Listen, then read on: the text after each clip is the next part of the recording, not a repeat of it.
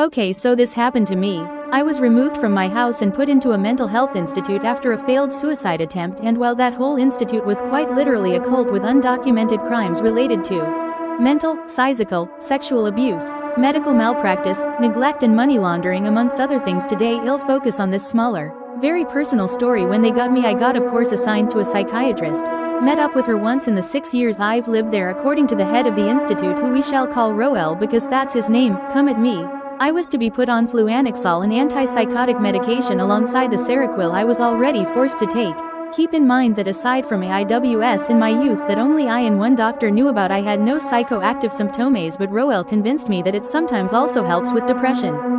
Well, it did help, or so we thought, because after switch to an injected form, depot, we went from monthly to once every 2 weeks to once every week very fast. BC of the diminishing effects. Well, that turned out to be C because of my bipolar 2 disorder, and that the injection would trigger a manic episode because all the dopamine I was suddenly producing. So basically my bipolar got physical, on switch, and their response was to medicate me more and more. This wasn't even the worst, so I was taking 4 times a normal dose 24/7 of a drug that I should mt even have been getting. Apart from the meds effects, I was separately dealing with issues like psoriasis, sleep apnea, BPD, bipolar, and most of these things are either high risk factors with Fluanixol or get amplified by any means. If I stayed there a little longer I would have probably died. So yeah, my scariest story is where I was a biochemical science experiment for a cult that promised to fix me. My mom is part of 8 kids. 2 have passed, which is my mom's 4th sister, Tia Maribel I, Aunt Maribel the 1st. My aunt was telling me this story. BC, my mom and I were never close enough to actually talk about her past or anything. I only know her past based on what my aunt tells me. My aunt explained to me one day that my mom holds a lot of stuff to herself, including her past being a promiscuous teenager like me, which surprised me. BC, my mom tries very hard to beat religion into me, and everything I did was the devil. Lolo.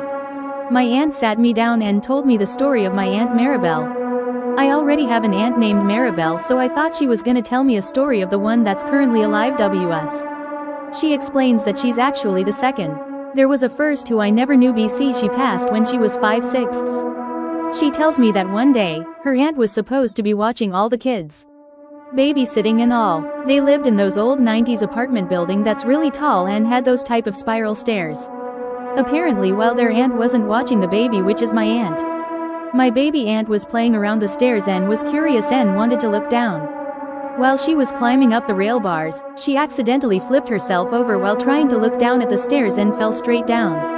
My mom was the only one who saw the whole thing happen. This isn't my mom's first body to see.